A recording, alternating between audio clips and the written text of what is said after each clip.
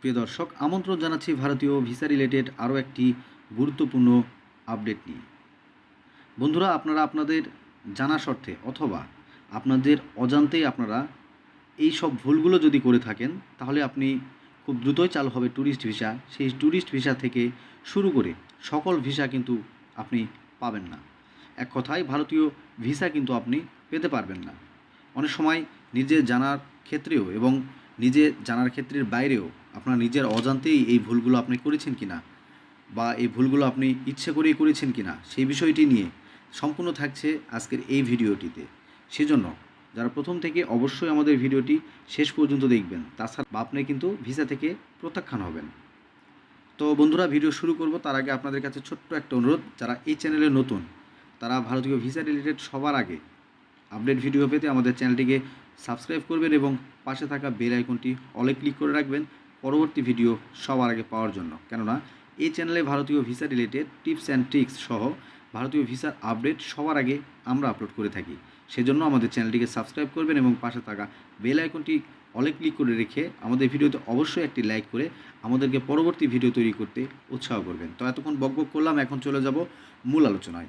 বন্ধুরা, দেখুন যে আপনারা ইতিপূর্বে এর আগে ভারতীয় মেডিকেল ভিসা অথবা ভারতীয় ট্যুরিস্ট ভিসা অথবা ভারতীয় এন্ট্রি ভিসা অথবা ডাবল এন্ট্রি ভিসা, যে কোনো ভিসা, এক কথায় ভারতীয় যে কোনো ভিসা নিয়ে আপনারা ভারতে গিয়েছেন এবং সেইখান থেকে ধরুন আপনারা শিলিগুড়ি হয়ে দার্জিলিং, সিকিম, গ্যাংটক এগুলোতে ঘুরতে গিয়েছেন।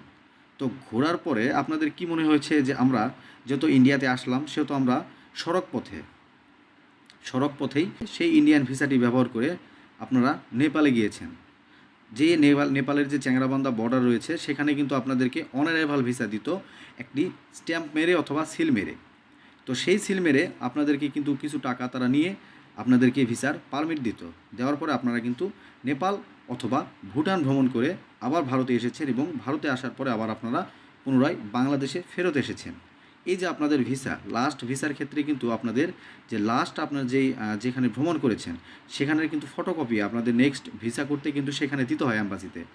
তো আপনারা যখন এটি জমা দিবেন তখন কিন্তু তারা দেখবে যে আপনি ভারতীয় ভিসার যে নিয়ম সেটি কিন্তু লঙ্ঘন করেছেন। কেননা ভারতীয় ভিসায় কিন্তু ফর্মে একদম স্পষ্ট লেখা আছে যে আপনি ভারতের ভিসা নিয়ে শুধুমাত্র ভারত ভ্রমণ করতে পারবেন, এছাড়া আপনি ভারতীয় ট্রানজিট ভিসা নিয়ে আপনি নেপাল অথবা ভুটান ভ্রমণ করতে পারবেন। তো সেই ক্ষেত্রে আপনারা যদি এই ভুলগুলো করে থাকেন তাহলে কিন্তু আপনাদের জন্য অবশ্যই বিপদ আসছে এবং সেই বিষয়টি কিন্তু অবশ্যই আপনারা মাথায় রাখবেন এবং বর্তমানে বা আগামীতে যারা নতুন করে ভ্রমণ করতে যাচ্ছেন তারা কিন্তু এই বিষয়গুলি একদমই নজর এবং খেয়াল করে তারপরে আপনারা কিন্তু অন্য দেশ ভ্রমণ করতে যাবেন ভারতীয় ভিসা নিয়ে।